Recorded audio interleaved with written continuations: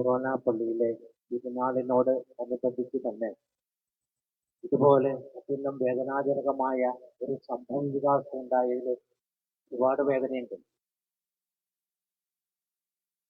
എറണാകുളം അങ്കമാലി അതിരൂപതയുടെ ക്രൂരമായ നടപടികളുടെ ഒരു ഉദാഹരണമായിരുന്നു.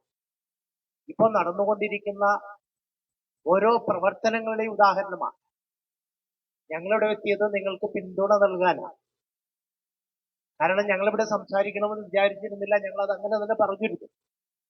പക്ഷേ നമ്മൾ മനസ്സിലാക്കിയിരിക്കേണ്ട ഒരു കാര്യം, നമ്മുടെ ജപത്തിന് ഒരു സാധാരണ മനുഷ്യന് നൽകേണ്ടതായിട്ടുള്ള നീതി പോലും നിഷേധിക്കപ്പെട്ടു എന്നുള്ളതാണ് നമ്മൾ ഏറെ മനസ്സിലാക്കിയിരിക്കേണ്ട ഒരു കാര്യം. അതും ക്രൈസ്തവ സഭയിലാണ് നമ്മൾ മനസ്സിലാക്കണം. ക്രിസ്തുവിന്റെ പേരില് ഇവിടെ സേവനം ചെയ്യുന്നവർ ചെയ്തു കൂട്ടുന്ന നിന്ദാപമാനമായിട്ടുള്ള ഒരു പ്രവർത്തനത്തിന്റെ അവസാനത്തെ ഉദാഹരണമാണ് ജപത്ത്. ബലിയാടാണ് ജപത്ത്. ആരാണ് ഇതിന് കളമൊരുക്കിയത്? ഇവിടുത്തെ വികാരി അച്ഛനാണ്. വളരെ വ്യക്തമായിട്ട് അദ്ദേഹം അവിടെ നിന്നത് കേൾക്കുന്നുണ്ട്. അദ്ദേഹത്തിനും അറിയാതെ, കാരണം അദ്ദേഹത്തെ കുറ്റം പറഞ്ഞിട്ട് കാര്യമില്ല. അദ്ദേഹം ഒരു ഉപകരണമാണ്. എറണാകുളം അങ്കമാലി അതിരൂപതയെ നശിപ്പിക്കാനുള്ള ഒരു പദ്ധതിയുടെ ഭാഗമായി ഈ മഞ്ഞപ്ര ഫൊറോന പള്ളിയിൽ വിഭാഗീയത സൃഷ്ടിച്ചുകൊണ്ട് ഒരു അരക്ഷിതാവസ്ഥ സൃഷ്ടിക്കുകയും അതിലൂടെ ഈ ദേവാലയം അടച്ചിടുകയും നമുക്ക് അർഹമായിട്ടുള്ള കൗതാശികമായിട്ടുള്ള കാര്യങ്ങൾ നിഷേധിക്കപ്പെടുകയും ചെയ്യുന്ന ഒരു സാഹചര്യത്തിലേക്ക് ഈ ഫൊറോന പള്ളിയെ കൊണ്ട് എത്തിക്കുക എന്നുള്ള ദൗത്യമാണ് പ്രിയ ബഹുമാനപ്പെട്ട ഊരക്കാടനത്തിന് ഇവിടെ നിർവഹിക്കാനുള്ളത്. അദ്ദേഹം ഓരോ കാലങ്ങളിൽ അതിന്റെ രീതിയിലുള്ള കാര്യങ്ങൾ നിർവഹിച്ചുകൊണ്ടിരിക്കുന്നു. നമ്മളൊന്ന് ആലോചിച്ചു നോക്കുക. ഇവിടെ വൈശ്യർമാൻ പറഞ്ഞതുപോലെ ജപച്ചൻ ചെയ്തത് എന്താ? ഒരു ഓർമ്മപ്പെടുത്തൽ.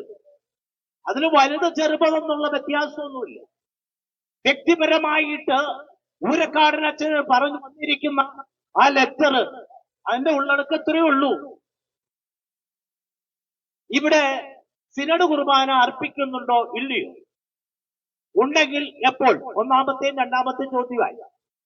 മൂന്നാമത്തെ ചോദ്യം എന്ന് പറയുന്നത്, ഈ സർക്കുലർ കഴിഞ്ഞ ദിവസങ്ങളിൽ ബോസ്കോ പുത്തൂർ പിതാവ് ഒരു സർക്കുലർ അയച്ചു, വായിച്ചോ? ഇത്രയും കാര്യം അതിൻ്റെ അകത്തുള്ളൂ. അത് ചോദിച്ചിരിക്കുന്ന വികാരി അച്ഛനോടാണ്. ഇവിടുത്തെ വികാരി, ഇവിടുത്തെ ഇടവകജനൊന്നും അല്ലല്ലോ ഇവിടെ കുർബാന ചെല്ലോ ഇല്ലയോ എന്ന് തീരുമാനിക്കുന്നത്. നിങ്ങളാരെങ്കിലും ആണോ വിശുദ്ധ കുർബാന അർപ്പിക്കണേ? അല്ല, ഇവിടുത്തെ വികാരി അച്ഛനാണ്. ആ വികാരി അച്ഛന് ഉത്തരം പറയേണ്ട കാര്യമുള്ളൂ. നിങ്ങളോട് ആരോടും ചോദിച്ചില്ല, പ്രിയ സഹോദരി സഹോദരന്മാരെ, ഞാൻ ഇവിടെ ജനാഭിമുഖ കുർബാന ചെല്ലുന്നുണ്ടോ? നിങ്ങളല്ലല്ലോ ഉത്തരം പറയേണ്ടത്, അച്ഛനാണ് ചെല്ലുന്നത്. ഞാനിവിടെ സർക്കുലർ വായിച്ചോ? കേട്ട നിങ്ങളോടല്ല ഉത്തരം പറയുന്നത്. അപ്പൊ കേവലം ഊരക്കാടനച്ഛന് വ്യക്തിപരമായ വന്ന ഒരെഴുത്തിനെ കുറിച്ച് അവിടെ പറയേണ്ട കാര്യമില്ലെന്ന് ഒരു പുരോഹിതനായ ജപച്ചൻ വ്യക്തമായിട്ട് അച്ഛനെ ഒരു ഓർമ്മപ്പെടുത്തി.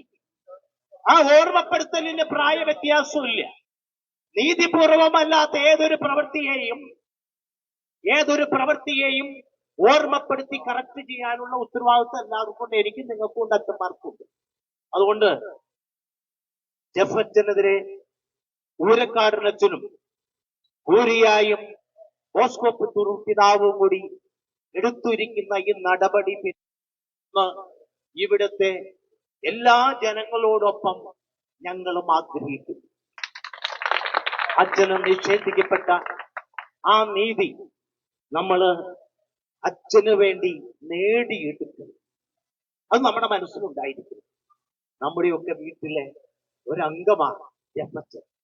ആ അംഗം അനുഭവിക്കുന്ന വേദന വൈശ്യർമാർ പറഞ്ഞു. നമ്മുടെ എല്ലാം ആശുപത്രിയിലെ 404 നമ്പർ റൂമില് വെറുതെ പോയി കിടക്കുന്നില്ല. കഠിനമായ മാനസിക സംഘർഷങ്ങളിലൂടെ ചെയ്യാത്ത തെറ്റിന് കർത്താവിനെ പോലെ വിധിക്കപ്പെട്ട് അന്യനാകേണ്ടി വന്ന അച്ഛന് നീതി നടത്തി കൊടുക്കാൻ നിങ്ങൾ നടത്തുന്ന എല്ലാ സമരങ്ങൾക്കും എല്ലാ പരിപാടികൾക്കും എറണാകുളം അങ്കമാലി അതിരൂപതയുടെ എല്ലാ അൽമായരുടെയും ഒരു വിഭവത്തിന്റെ അല്ല പിന്തുണ ഉറപ്പായിട്ട് വാഗ്ദാനം ചെയ്യുന്നു. ജയ് മേരി, ജയ് ജീസസ്.